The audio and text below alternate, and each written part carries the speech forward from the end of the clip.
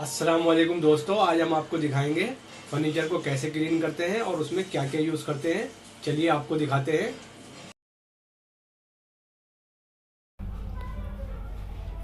ये देखिए दोस्तों, हमने एक डिब्बे में पानी लिया है।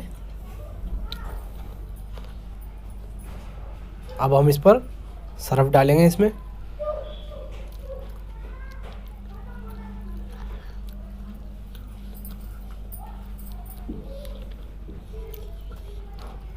ये हमने इसके लिए स्कॉच ब्राइट लिया है, स्पंज वाला। अब हम आपको कर दिखाएंगे।